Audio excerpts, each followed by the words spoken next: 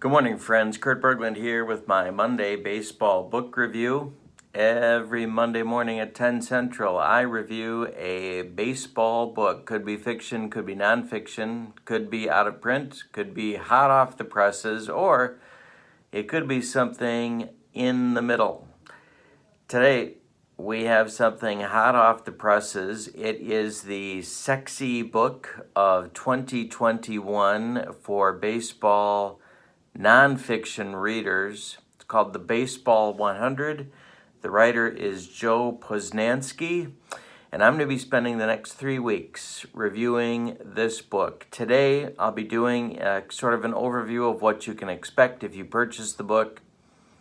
Next week, I'll be picking out a couple of the players that he selects from 100 down to 51 to go through in some detail and talk about his methodology.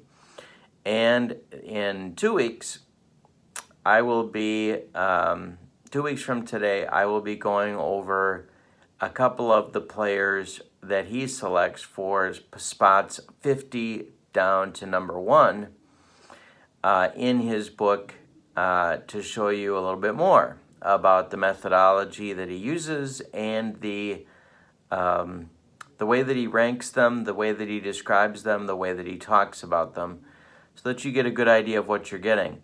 I've purchased this book at a local bookseller that rhymes with Barnes & Noble.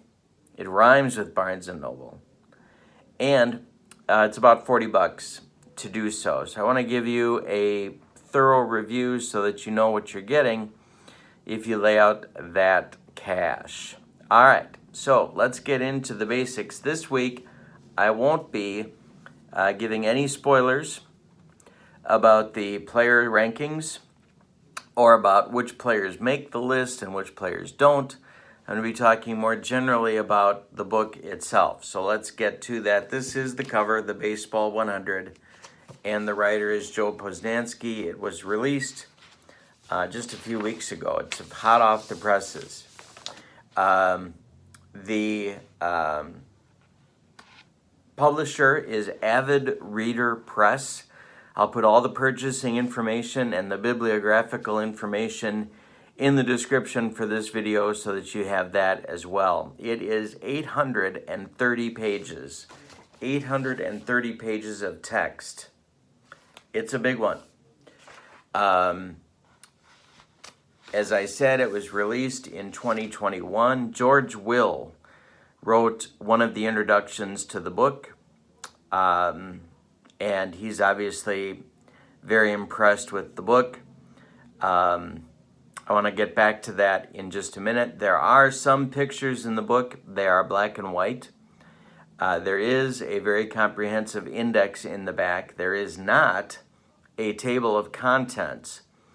So you got to kind of hunt around a little bit or use the picture credits in the back of the book to see the rank order of the players. There's at least one picture of all the players in the book. It is a book that does use data. So Posnanski does talk a little bit about data.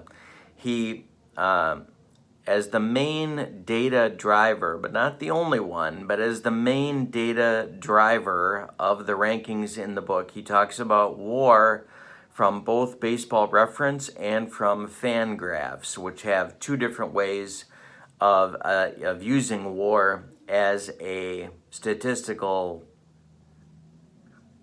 reference. There are Negro League players in the book.